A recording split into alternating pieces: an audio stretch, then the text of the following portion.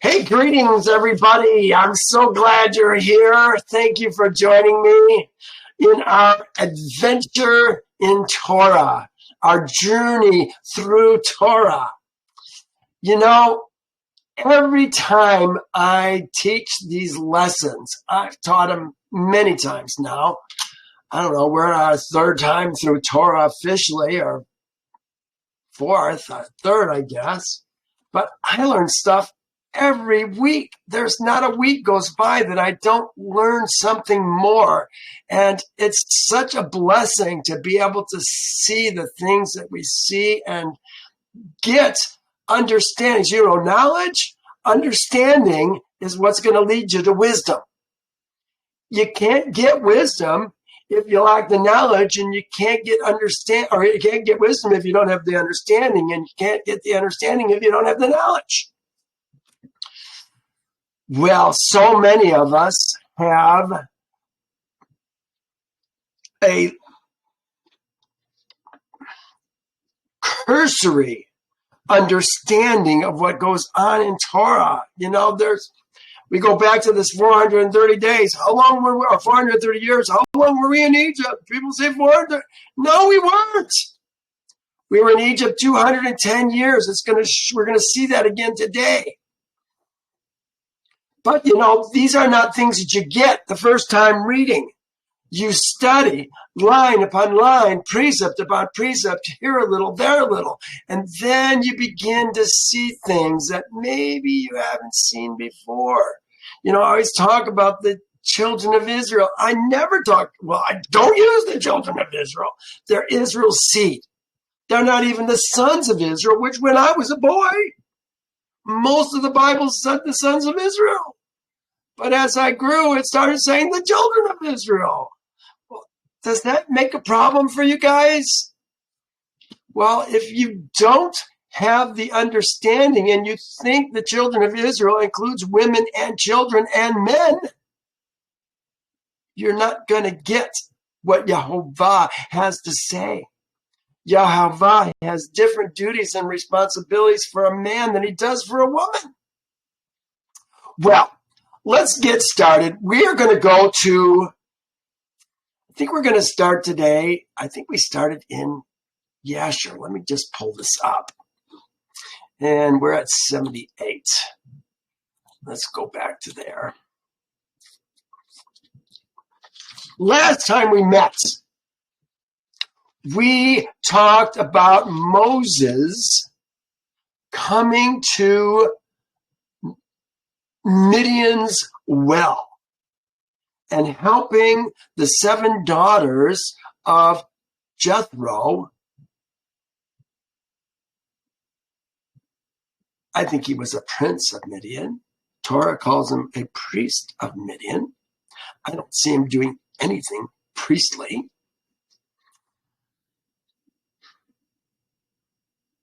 Right after he left Egypt. This is Torah. So we ask ourselves, how old was Moses when he left Egypt? Did he go straight to Jethro? It looks like he did. He married Yocheved. No, not Yocheved, Zipporah. Moses was content to live with the man. That's all it says. They ate dinner. And then he was content to live with the man, and he married Zipporah, his daughter. Does anybody have a problem with that? Here's a man that's meeting a complete stranger. I guess he may have known Moses, if he even knows it's the same guy, back in Egypt. But here's this man coming to his well one day. They have some bread, they eat some bread, and then the next thing you know, he's marrying his daughter, Zipporah, his eldest daughter. Oh, yeah, why don't you just, glad you stopped by. Why don't you marry my daughter? Does that even make sense? But that's the kinds of things that we see in Torah. We saw Moses left Egypt when he was 18 years old and went to Cush. He was in Cush for 49 years. Then he finally went to the well in Midian and helped the girls. So now Moses was 18, I want to say 66, when he went to Midian. Did he marry the girls right away? The girl right away. Zipporah right away. We saw that wasn't the case. We saw that he actually got put in prison for 10 years by Jethro. No, Raul, Jethro, I guess, same guy. Don't know why he has two names. He put him in prison. Thought Moses starved to death. He wasn't feeding him. It turned out Zipporah was the one that was feeding him. And then we finally saw that he got out. After 10 years, Zipporah approached her dad and got Moses out.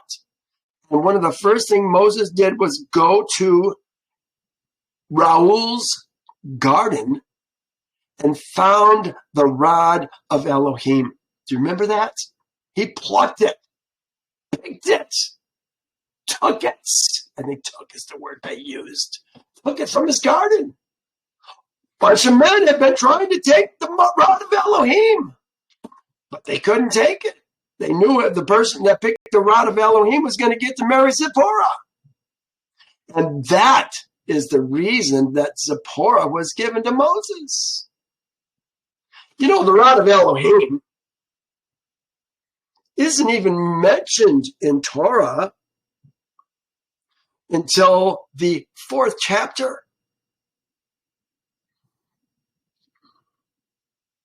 But it plays a very important role in the scriptures. It's the same rod that Jacob took when he went to Haran, and he brought it back with him. Very interesting stuff. Again, so now after 10 years, how old is Zipporah? Moses would be around 76 or 77. He comes out and brings Israel out of Egypt in 3 or 4 years. This is where we're at right now. Just gave Zipporah his daughter as a wife, is what it said here. And the last verse we covered in Torah was the next verse. Then Moses was content to live with the man and he gave Zipporah his daughter to Moses. Well, again, Torah says nothing about the life of Moses between his leaving Egypt and Exodus 21, when he gives the daughter to Moses. Nothing about the time in Cush, his time in prison. Yeah, I guess that's the things we've just talked about. So now, chronologically, we're going to go back to Edom. Because around the time, well, let's see what's going on. This is the time that he got Yocheved, or got Zipporah. Who is Yocheved? That was Abraham's wife. I'm spacing right now. Zipporah. We're talking about Zipporah and Moses. So it says, at that time, again, what time is it? Here's a note I put together. I think it's important. We're talking about Edom, the new Pharaoh. Remember the Pharaoh that died, who ruled in Egypt for most of the time that we were there. No, I shouldn't say that. For half the time that we were there. 96 years he ruled Egypt. And the last 10 years, remember how deathly sick he was. Terrible shape. And finally, after all the plagues that Yehovah put in him, his horse turned over and his chariot fell on him and broke many bones in his body, and he finally died. And this new guy, 24 inches tall, just a little guy. Some say 18 inches tall. The new king of Egypt, Anakim. He's going to reign 4 years. Why does he reign 4 years? Because he's going to die in the flood when the sea caves back in on Egypt after Israel crosses. He's got a short lifespan. He's going to live to be 24. He says Anakim was 20 years old when he reigned in Egypt. He reigned 4 years. In the 206th year of Israel going down to Egypt, did Anakim reign over Egypt. So we know now that we are in our 206th year. We're coming out on our 210th year. There's only 4 years left. And Moses was confined in the dungeon of the house of Raul for 10 years. And at the end of 10 years, which was the first year of the reign of Pharaoh, king of Egypt, so we're talking about the same year, 206 years, in the place of his father. Moses is just now getting out. But what's going on in Edom right now? I think this is interesting. At that time, died Baal Canaan, Lord Canaan. You know, people are always talking about when they see the word Baal. Oh, that means God. It means master. You know, man Baals a woman and becomes her Baal. You can use it as a verb. You can use it as a noun. He Baals his wife, his woman, and becomes her Baal. It just means master. Baal Canaan, son of Akbor, king of Edom, was buried in his house in the land of Edom. And after his death, Esau's seed sent to the land of Edom. Isn't Esau's seed in the land of Edom? What does that even make sense? And took from there a man who was in Edom. They finally are taking an Edomite to rule over the Edomites, whose name was Hadad. Well, you know, this is interesting because in Genesis 36, which lists, it's kind of like all of Esau's sons and lineage and the kings of Edom.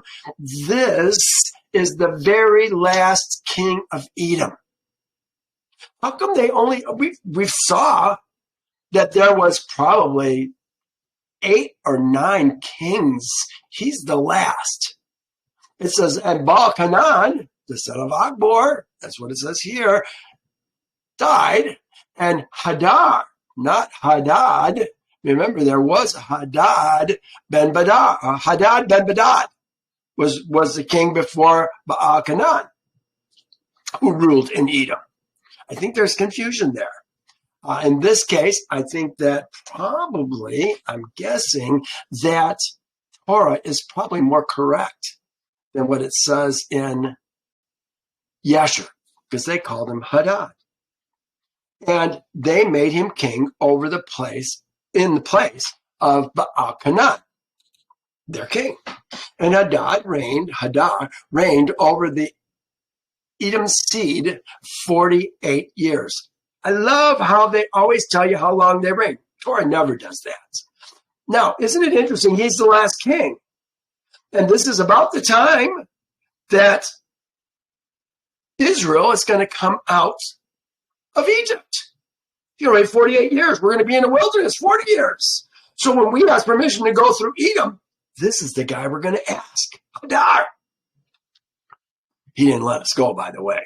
And when he reigned, he resolved to fight against Moab's seed, to bring them under the power of Esau's seed, as they were before. But he was not able, because Moab's seed heard this thing, that because when because Moab's seed heard this thing, and they rose up and hastened to elect a king over them from among the brethren. And they afterwards gathered together a great people and sent to Ammon's seed. Remember, Ammon and Moab were sons of Lot through his daughters, their brethren, to help them fight Hadar, king of Edom. And Hadad heard the thing which Moab's seed had done and was greatly afraid of them and refrained from fighting against them. So that's just kind of gives us what's going on in Edom at this time. Now we're going back to Moses ben Aram. In those days, Moses ben Aram in Midian took Zipporah. So that's where we just left. They'll let us go. What did they say? At this time. At that time. Okay, so they're just picking up where they left off now. In those days, Moses ben Aram in Midian took Zipporah. And, the daughter of Reuel, the Midianite, for a woman. His woman. Zipporah walked in the ways, look at this, of the daughters of Jacob. Jacob's daughters walked in the way of Jacob's daughters. You know, none of these are Jacob's daughters. This is Jacob's grandma, his mother, and two of his wives.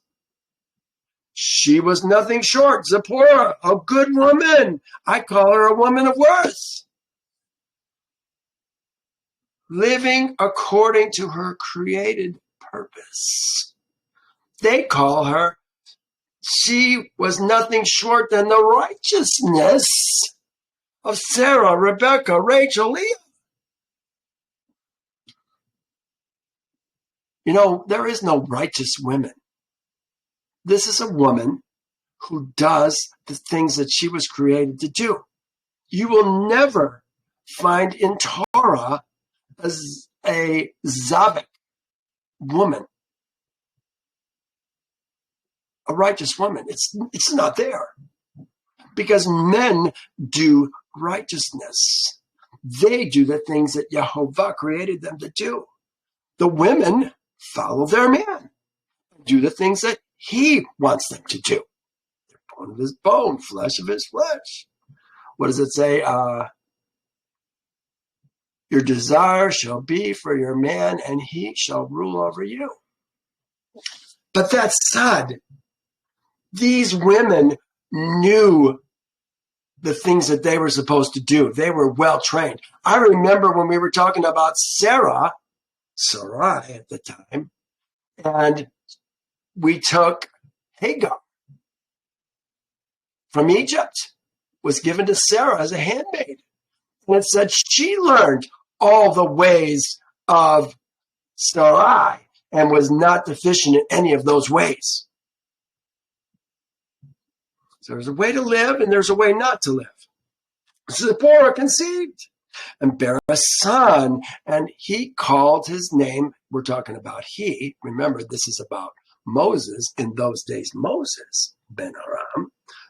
That's the he we're talking about. Zipporah conceived and bare a son, and he, Moses, called his name Gershom. For he said, I was a stranger in a foreign land. I was a ger in a no-Cree land. Foreign land, ger. He lived there. He wasn't one of them, but he was tied closely to them. Torah says exactly the same thing. She called his name Gershom, for he said, I have been a stranger in a foreign land. Exactly the same words. No Cree land. A ger in a no Cree land. You know, when you see the word stranger, when you see the word foreign, when you see those kinds of things in Torah, look it up. Look it up and see what the word is that they're actually using. It's a wealth of information. But look at this. But he circumcised not his foreskin. Moses, you didn't circumcise your son. He says, at the command of Reuel, his father-in-law. What's up with that? Is that going to be a problem? Yes. We'll see in a minute. Well, maybe we'll see it next week. I forget. And she conceived again and bare a son, but circumcised his foreskin and called his name Eleazar. Or Eliezer, probably Eliezer. For Moses said, because my father's Elohim was my help and delivered me from Pharaoh's sword. Eliezer. Torah doesn't even say anything about Eliezer. We'll see it later. And we'll see it today, in fact. I think we'll see it today. We'll see. And Pharaoh, king of Egypt, greatly increased the labor of Israel's seed in those days. You know, in Torah, it was after Moses talks to Pharaoh that they have to go find their own straw. Here, they're going to have to go after their straw right now. So Moses gets the blame in Torah for stirring up, actually Moses and the elders, because it wasn't just Moses, it was the elders that went with him also. But they got the blame for Israel now having to go after the straw. Look at what it says here. I was saying, Moses hasn't been here yet. This is the new Pharaoh. He's just being a jerk. And Pharaoh, king of Egypt, greatly increased the labor of Israel's seed in those days and continued to make his yoke heavier upon Israel's seed. And he ordered a proclamation to be made in Egypt saying, give no more straw to the people to make bricks. Let them go and gather themselves straw as they can find it. Remember, they already have a quota to make.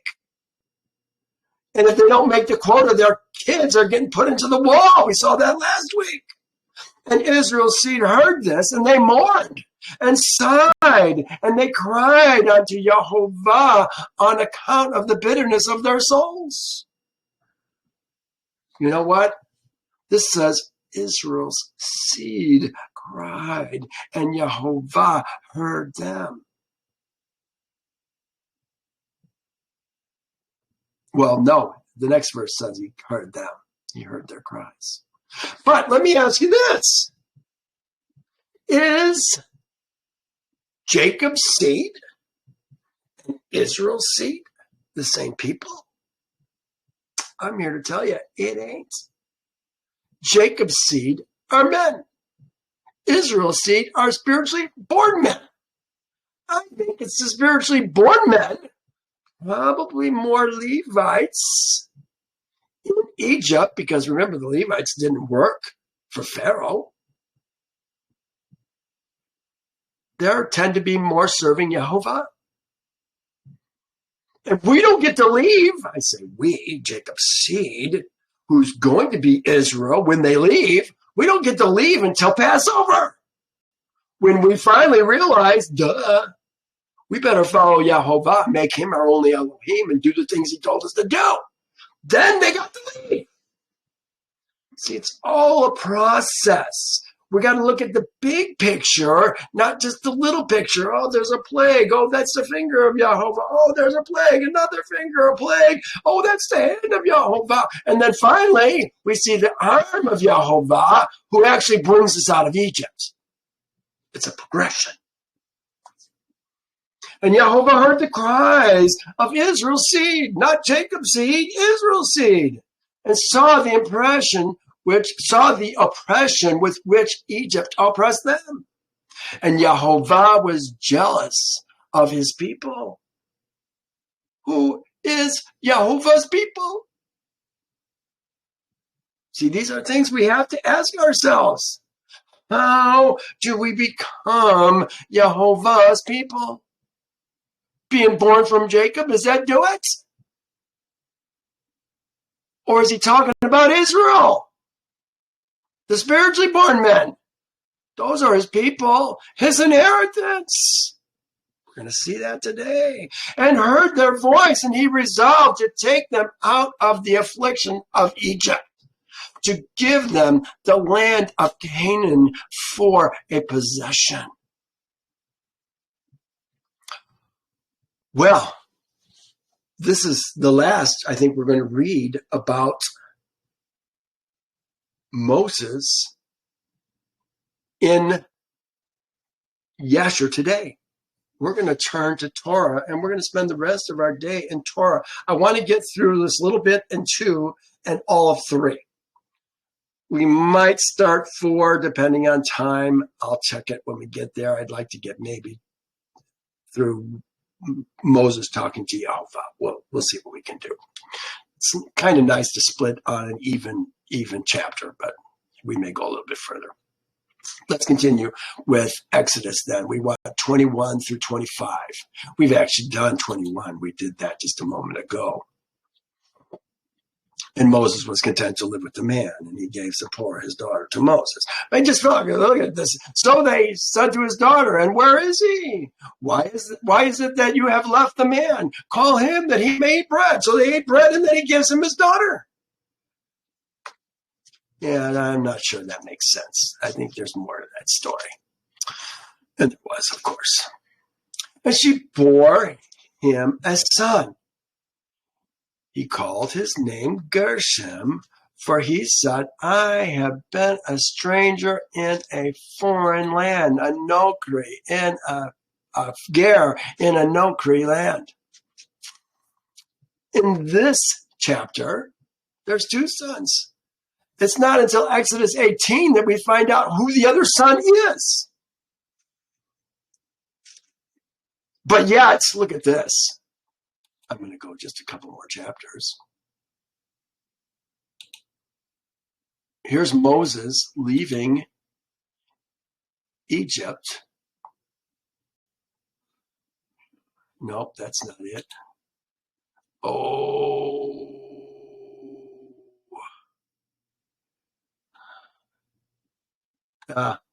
Yeah, it says he's leaving Egypt or leaving Midian with 2 sons, a wife and 2 sons. Let me go back to where I was. Sorry for the hiatus. Probably 22, yes. 23. 18 is talking about it. Gershom and Jethro, the priest of Midian, Moses' father-in-law, heard all that Moses had done to Moses and for Israel, his people, and that Yehovah had brought Israel out of Egypt. Then Jethro, Moses' father-in-law, took Zipporah, Moses' woman, after he had sent her back with her 2 sons, of whom the name of one was Gershom, the other was Eleazar. So that's the first time Eleazar is even mentioned, though they do talk about 2 sons earlier on. Now it happened in the process of time that Egypt's king died.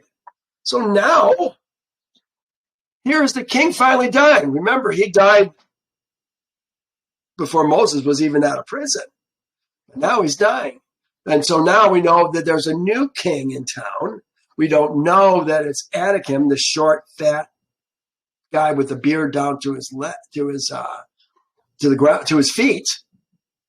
We don't know that's the one that Moses is going to talk to, but that's the one Moses is going to talk to, Anakim. There's a new king in town. And Israel's seed groaned because of the bondage, and they cried out. And their cry came to Elohim because of the bondage. No, their cry came to the Elohim. Isn't that interesting? The cry came to the Elohim. Why do they leave out the definite article? Does that bother anybody? It bothers me. There's about 35, 40 places in Torah where it says, Elohim, the Elohim. Their cry came to the Elohim because of the bondage. Isn't that interesting? The new king is the one who's doing this. Now it happened in the process of time that the king of Egypt died. And now they're getting severe things put on them. But we don't see that. It's going to look like when Moses goes, and then they're going to have to get their own sticks, their own hay. So Elohim heard their groanings, and Elohim remembered his covenant with Abraham, with Isaac, with Jacob.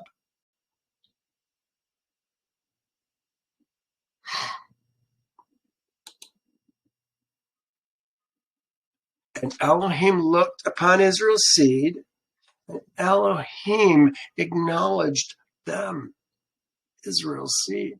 Again, make a distinction between Jacob's seed and Israel's seed. One are men, the other are Yehovah's sons. Chapter 3.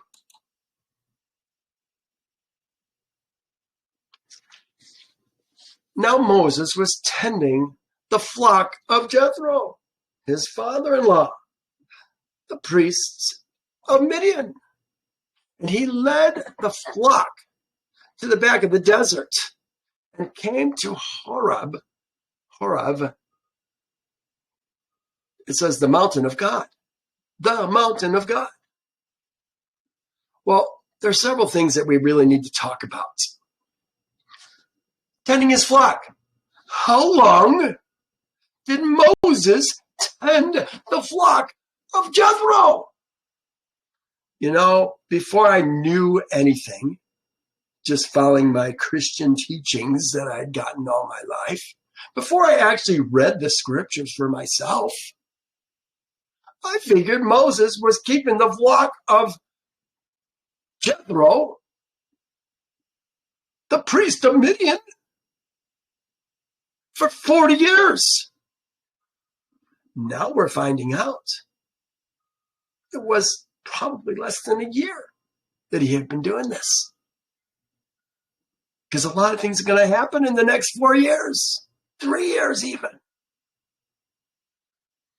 Calls it the mountain of God. You know what it actually says? It says the Elohim's mountain. Do you think there's a difference between the Elohim's mountain and the mountain of God? What's important here? The mountain or the Elohim? You see the difference? Why does that happen in our scriptures? I'll bet if we looked at other translations, the mountain of God. The mountain of God. The mountain of God. The mountain of God. The mountain of God. The mountain of God. The mountain of God. But that's not what it says. I'll bet you there's a couple. Let's go down to the bottom. No, the mountain of God. The mountain of Elohim. Every one of them. But that's not what it says, you guys. It's the Elohim's mountain.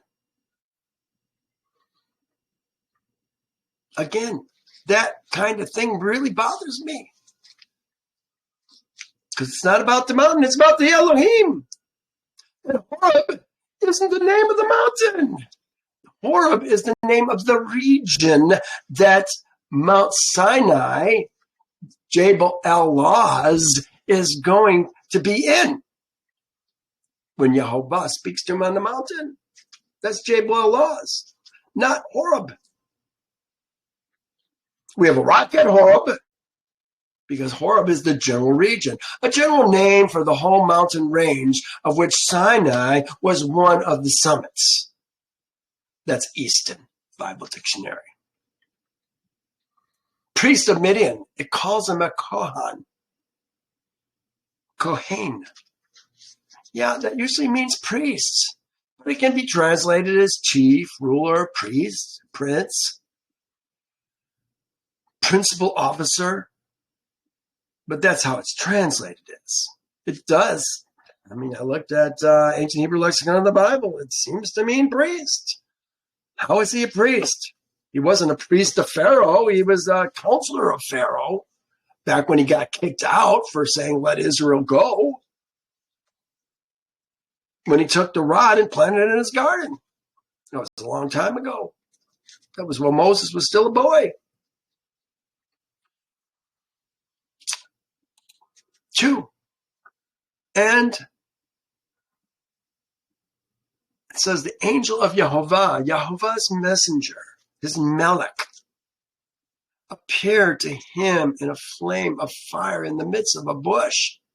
So he looked, and behold, the bush was burning with fire, but the bush was not consumed. In Yasher, we're going to see that this is actually Moses. I'm sorry, it's actually Yehovah himself, not a melech who appears in the fire.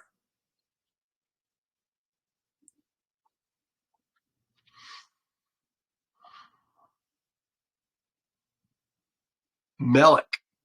What is a melech? You know, we tend to always want to make these angels. But look what it says here. It's not always, it's not. It says it can be a prophet, a priest, a teacher. Sometimes it's an angel. When the 3 melechs appeared to Abraham before Lot was destroyed, it said 3 men came. Messengers of Elohim. They're taking his message. They speak, seems like, for Yehovah. I think Yasher is correct because this is in the same mountain that he will meet with Yehovah after Israel comes out of Egypt, and he's going to talk to Moses when there's fire coming down on the mountain. Is Yehovah in the fire, in the smoke? I think he might be. I'm not going to build a precept on that, but I think it was Yehovah that he was speaking to. Then Moses said, I will turn aside and see this great sight, why the bush does not burn. And when Yehovah saw, here now it says Yehovah, and when Yehovah saw that he turned aside to look, Elohim, this is not the angel, called to him from the midst of the bush and said to Moses, Moses, Moses. And he said, hin-Ne-ni. Oh, I love this word, hin-Ne-ni. It's used like 177, at least 170 times. I think it's 177 times in the Tanakh. I put, this is one of the most beautiful compound words given through Moses and his prophets is the Hebrew word hin-Ne-ni. Hin-Ne-ni. Here I am, which is often translated as here I am. For me, this is more than a physical acknowledgement of one's presence. It's not about, yes, I'm here. No, it's deeper than that. It has with it the oneness of understanding and purpose. Moses knows there's something going on here. Yehovah's calling to him. I always think of this verse, Isaiah 6:8. Also, I heard the voice of my master Adonai saying, whom shall I send? Shalach. And who will go for us? Then I said, hin-Ne-ni, shalachni. Here I am, send me. I want Yehovah to call out to me so that I can be used by him. I want that to happen for all of us. But you got to put yourself in that situation. He's not talking to one of the rulers of Egypt. He's talking to a man who has made himself holy, Yehovah's man. Then he said, do not draw near to this place. Take your sandals off your feet, for the place which you stand is holy ground. Moreover, he said, I am your father's Elohim, your father's God. Who's his father's God? Aaron, or Aram. Remember, he's Moses ben Aram. His father's God. You could take it one more step. Levi's God.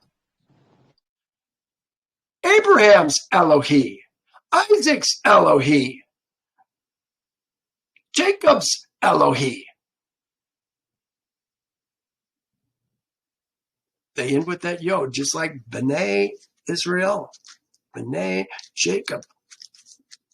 All that is very important. But we're talking about their gods. And Yehovah said, I think I've got that even written down. 4 times it says Elohi. That's how we write it. It's an Elohim. It's a God. It's God. But it's of a particular man's God. So is his father's God, Abraham's God, Isaac's God, Jacob's God. But the last time, look, it says, for he was afraid to look upon the Elohim. The last time it says the Elohim. Ha Elohim. Remember, he's Ha Elohim on the mountain. And they're on the mountain right now. He is the one who ruled in Moses' ancestors' lives. And Moses said, I have surely seen the oppression of my people. Who's his people? We're going to find out. Who are in Egypt? And I've heard their cry because of the taskmasters, for I know their sorrows. He's seen it, heard it, and he knows it.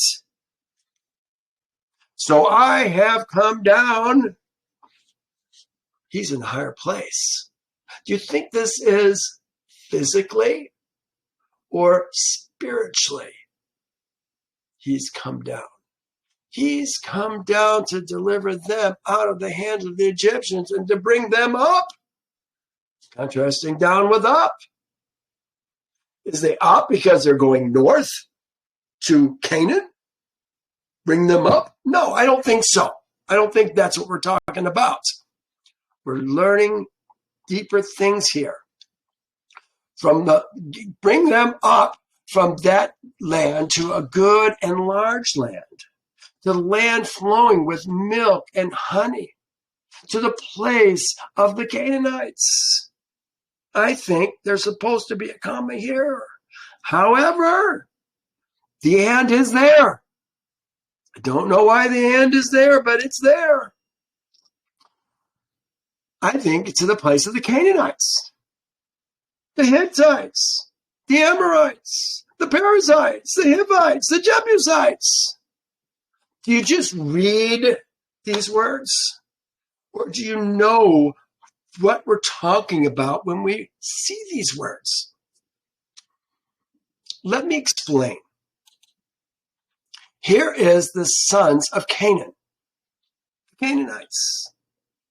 Zidon, Het, Amari, Girgashi, Hivi, Arki, Seni, Arodi, Zimodi, and Kamatai. Here in Yasher, no, this is not Yasher, that was Yasher. In Genesis, it calls them by a little bit different name. Heth is Het. Amari is the Amorites. Girgashi is the Girgashites. Hivi is the Hivites. Arkites. No, Arki is Arkite. Arki is the Arkite. The Sinite is Sini. The Aradite is the Aradi. Zimarite is Zimodi, and the Komathi is the Komatites. Now, look at what it says. Het, the Jebusites. So now let's look at this. Hittites are the Hittites. It's just a change in the vowel. It's the Hittites are the Hittites. Hivites, here's the Hivites, here's the Hivi. But here it has Hittites. There it is, Hittites. And it also has Jebusites. The Hittites, the Hets, people can come from Het, are the Jebusites. So you see there's confusion here. Amorites, Amari, that makes sense. But there's no parasites. What in the place is a parasite? Well, these are things that we've got to dig deeper on. And as I began to search this out, I began to realize that these are foreigners who have joined themselves to the Canaanites, but they're not blood. They're attached. I use this word on purpose, attached to the Canaanites. And as a group, they're called parasites.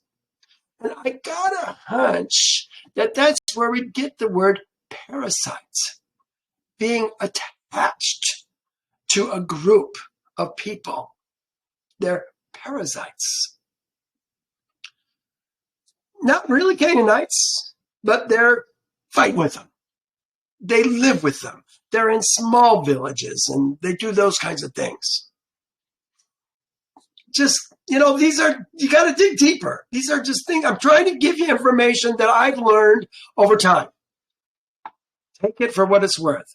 Now, therefore, behold, the cry of Israel's seed has come to me. And I've also seen the oppression with which the Egyptians oppressed them. Just almost exactly what we had read. But remember, this is Israel's seed, not Jacob's seed. He's hearing his sons who are calling out to him. That's not to say that all Jacob's seed is calling out to him, or if they even are, that he hears them. They're not his. That should make you wonder, am I his? How do I become his? This is what this whole chapter is about. Really? Come now. Therefore, and I will send, he's still talking to Moses, I will send you to Pharaoh, that you may bring who? My people. Who's his people? Israel's seed, not Jacob's seed, out of Egypt. Oh, Michael, you're just being so picky. No, these guys are not coming out of Egypt until they keep the Passover and become Israel's seed. Ezra, Nen. This word shalak, I love this word shalak. To send away. He's sending Moses to Pharaoh. The shalak,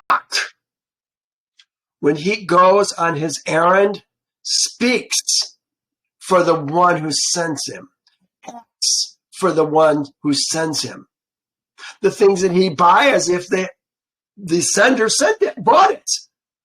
He's acting on behalf of the one who sent him. And that's what Moses is doing. That you may bring my people, Israel's seed, out of Egypt. They don't get to come out until they become Israel's seed, Ezra men, at Passover. But Moses, what did I have to say here? He's not going to bring out Israel. He's not going to bring out Israel's seed. He's going to bring out Israel's seed, not Jacob's seed. And that means that they will come out. They won't come out, will not come out, until they are in covenant with Yehovah. And that only happens at Passover. This is what it's all about. He's talking about letting my people go. They're not his people yet.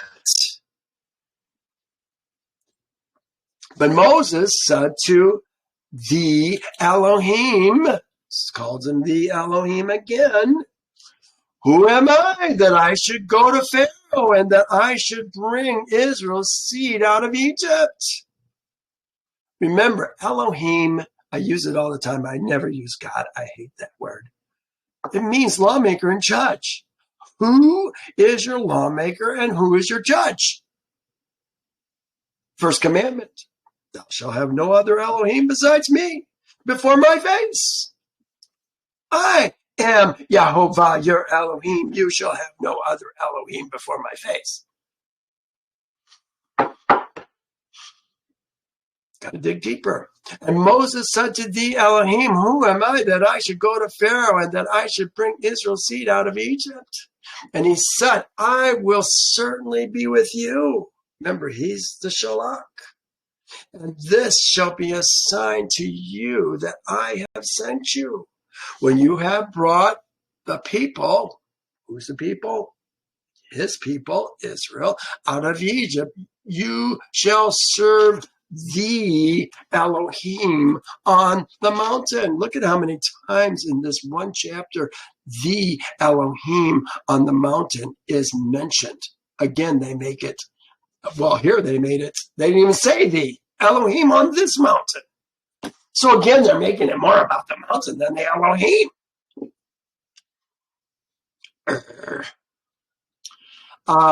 We are to serve the Elohim who is in this mountain, wherever we are at.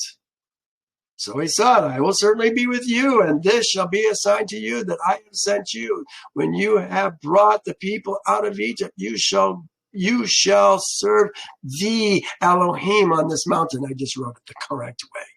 Was this Jehovah's throne for the time being? I think it was. Jehovah's people only serve the Elohim on the mountain. 13. Then Moses said to the Elohim, indeed, when I come to Israel's seed and say to them,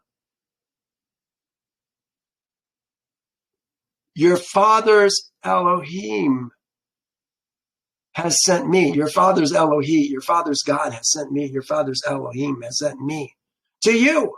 And they say, what is his name? What shall I say to them? What's his name? Well, look at what Elohim has to say. I put it in green because this actually does say Elohim, not Elohim. And Elohim said to Moses, I am who I am. Is he saying that's his name? No. And he said, thus you shall say to Israel's seed, I am has sent me to you.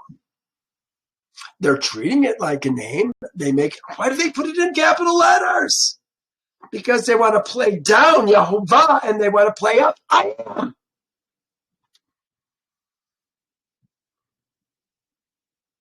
Why else would they use caps?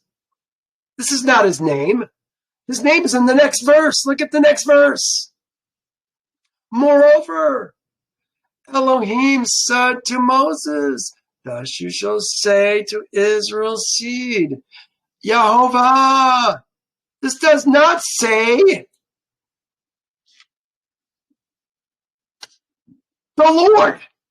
Adonai. It says Yehovah, and it's being hidden from us. Just like it is every place in the Torah where you see these capital letters, Yod, Hey, Vav, Hey, or L-O-R-D capitalized, or God capitalized. Sometimes it covers up Yehovah. Thus you shall say to Israel's seed, Yehovah, your father's Elohim, Abraham's Elohim. The definite articles aren't there. Isaac's Elohim, Jacob's Elohim has sent me to you. This is my name, Yehovah. This is my name forever. And this is my memorial to all generations. Our Father, who art in heaven, hallowed be thy name. You know, you ask most people, they have no clue what his name is. They don't know. They've never been taught. But they've never searched it out either.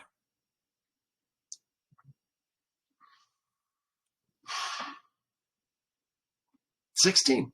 Go and gather the elders of Israel, Israel's elders, together, and say to them, Yehovah, your father's Elohim, Yehovah, Abraham, Isaac, and Jacob's Elohim. appeared to me, saying, I have surely visited you, and seen what is done to you in Egypt. All the words where it says God is this word Elohi. Their God. Your father's God. Abraham, Isaac, Jacob's God.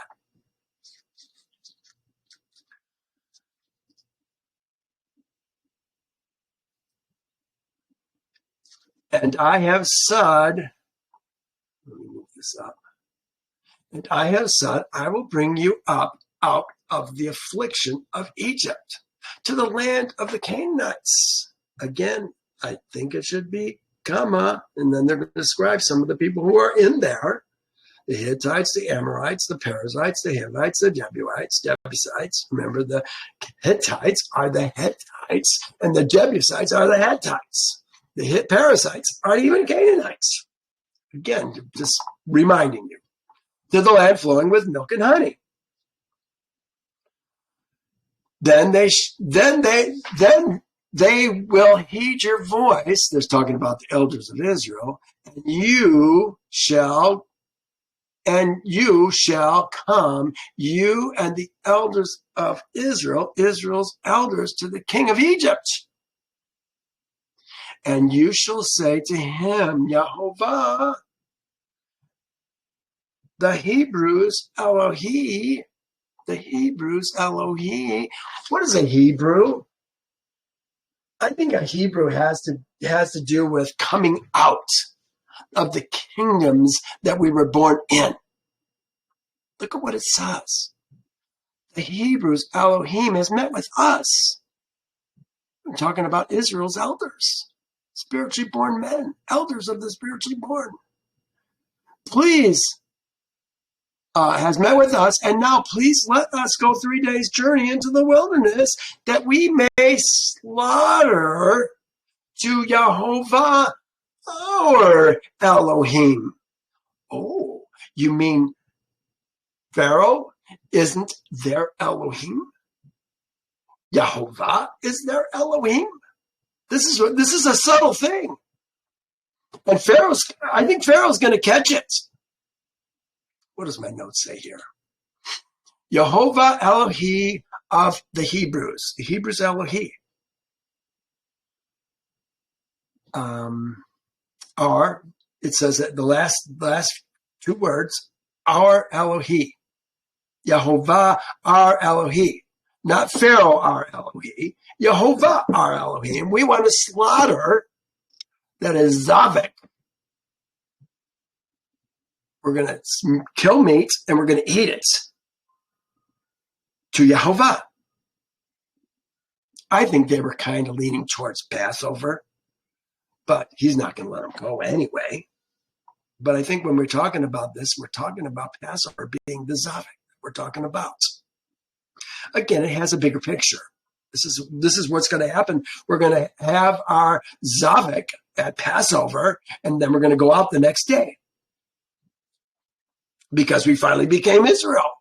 What are Moses, what Moses is, what is Moses, Aaron and the elders of Israel saying? They are saying that Pharaoh is not their Elohim.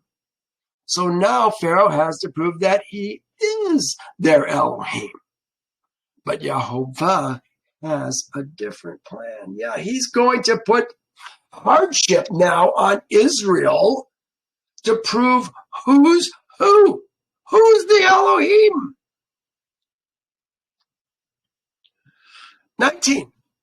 But I am sure that the king of Egypt, this is Yehovah speaking to Moses, but I am sure that the king of Egypt will not let you go. Not even by a mighty hand. Remember, I said the finger of Elohim, the hand of Elohim, and finally the arm of Elohim is what it's going to take to deliver Egypt. Not even by a mighty hand. He's telling Moses, it's not going to work, Moses. Don't get discouraged. Moses is going to be discouraged, you'll see. So I will stretch out my hand and strike Egypt with all my wonders, and I will do, which I will do in its midst. And after that, he will let you go. I want you to notice. He says, I am sure. My hand, I will do. He will do. I will give. These are assurities. Yehovah speaks. That's what Yehovah means. What I say, I will do. This is what the word, this is why we swear in Yehovah's name. What we say, we will do. If you do not do what you do, you're taking his name in vain. That's the fourth commandment. But Yehovah says he does. So I will stretch out my hand and strike Egypt with all my wonders, which I will do in the midst. After that, he will let you go. Well, he's going to do a number of plagues, wonders, and then finally he's going to let him go. And I will give this people favor. Which people is we talking about? Yehovah's people, favor in the sight of the Egyptians when they finally become his people. And it shall be when you go that you shall not go empty-handed. But every woman shall ask her neighbor. Why is it the women who are asking their neighbor? I think that's interesting rather than the men. But every woman shall ask her neighbor, namely, of her who dwells near to her house. Maybe it was because of her firstborn son. Articles of silver, articles of gold, clothing, and you shall put them on your sons and your daughters. So you shall plunder the Egyptians. Let me see where I am. I'm at an hour. This is kind of where I wanted to stop. So I'm going to go ahead and stop here. I really would like to go, but we're going to do it next week. We're going to try to get through 2 chapters next week. Thank you for joining me. Our next thing we're going to talk about, this is still Moses talking. Oh gosh. You know, if I go through 17, not even 17.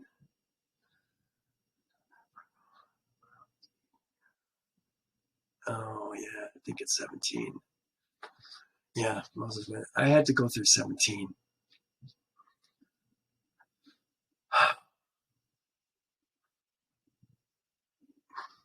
If I go a little further, are you going to stay with me? This would be the finish the conversation.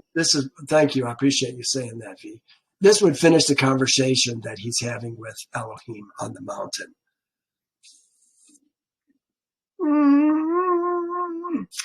Let's try it. Then Moses answered and said, but suppose they will not believe me or listen to my voice. Suppose they say, Yehovah has not appeared to you.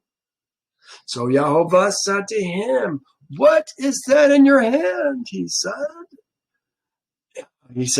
a rod. Which rod? This is the rod of Elohim. Does Moses recognize the name on the rod? He does. Because he saw that Yehovah's name was inscribed in the rod when he plucked it from the garden. What is that in your hand? Like he doesn't know. It's the rod of Elohim. He just says, a rod. And he said, cast it on the ground. So he cast it on the ground, and it became a serpent. And Moses fled from it. Nakash is the word that they're using. They're going to have a serpent on a stick later on in Torah. I think it's in Numbers. Then Yehovah said to Moses, reach out your hand and take it by the tail. And he reached out his hand and caught it. And it became a rod in his hand. It became a rod again. And that they may believe that Yehovah, there it is, their father's Elohim, Abraham's Elohim, Isaac's Elohim, God, and Jacob's Elohim has appeared to you. Moreover, Yehovah said to him, now put your hand in your bosom. And he put his hand in his bosom. put it in his shirt, took it out. Behold, the hand was leprous like snow. And he said, put your hand in your bosom again. So I put it in his bosom again and drew it out of his bosom. And behold, it was restored like other flesh. Then it will be, if they do not believe you, nor heed the message of the first sign, that they may believe the message of the latter sign. And it shall be, if they do not believe even these two signs or listen to your voice, that you will take water from the river and pour it on dry land. And the water which you will take from the river will become blood on the dry land. This is Elohim talking to Moses to help the elders of Israel believe him so that they will go to Pharaoh with him.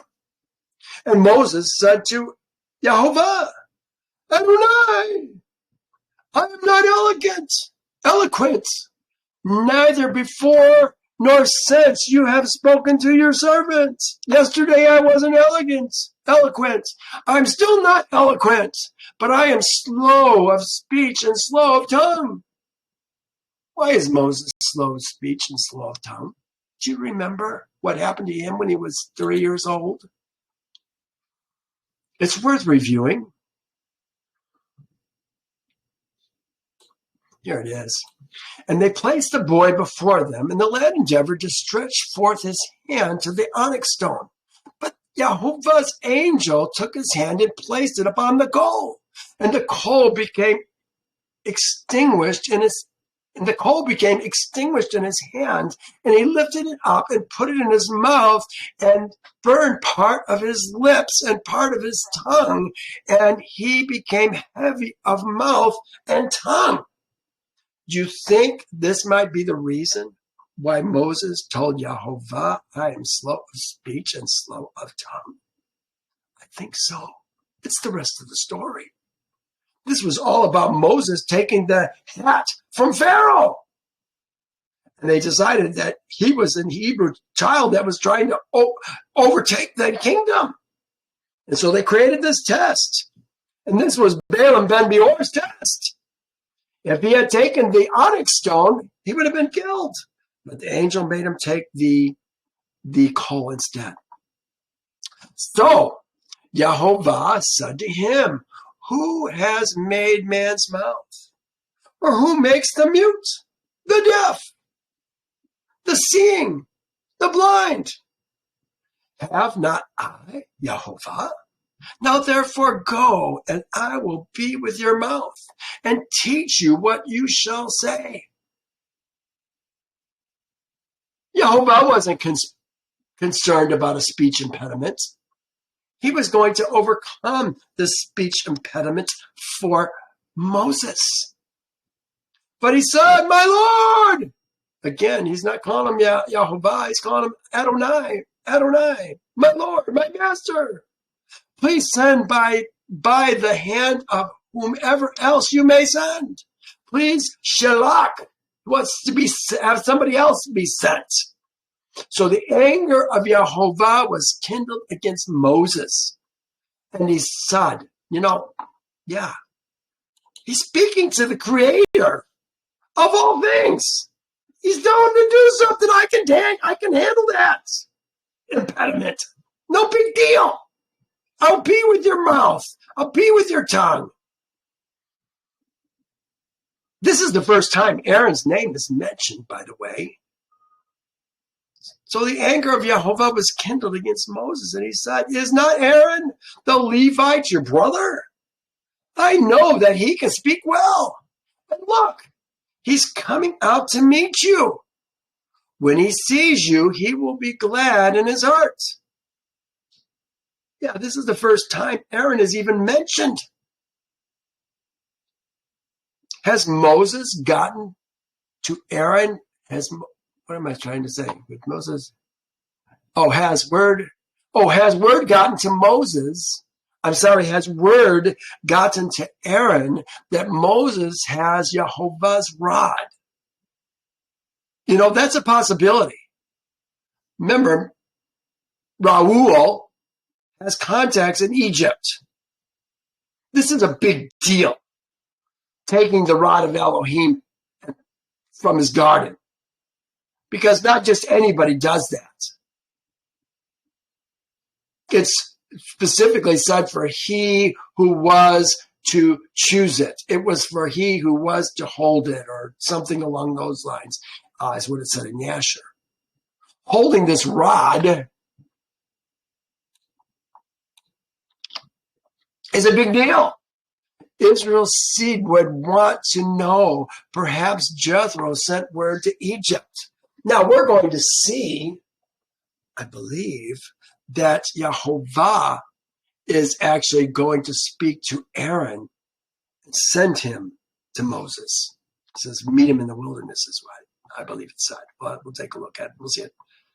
I think we'll see it next week, but certainly the week after that. So the anger of Yehovah was kindled against Moses. I read that. When he sees you, he will be glad in heart. Now you shall speak to him and put the words in his mouth. And I will be with your mouth and his mouth. And I will teach you what you shall do. I will be with your mouth and with his mouth. And I will teach you what you shall do. It's not about Aaron doing anything. It's about Moses doing it. But he's going to speak for Yehovah. Aaron's going to speak for Moses, who's speaking for Yehovah. I don't think I have a note on that, no. So he shall be your spokesman to the people. Which people? Israel. And he himself shall be a mouth for you. And you shall be to him as Elohim. Ooh, you shall be to him as Elohim. Is any other man, does any other man have another man speak to him as Elohim? I'm talking about man to man. Because remember, Elohim is supposed to be every man's Elohim. Yehovah is supposed to be every man's Elohim. But let me end on a controversial note. We're not talking about ladies. Who is the ladies' Elohim? Their man is their Elohim. Lawmaker and judge. You know, you make this big deal about God. It's about who you serve, folks.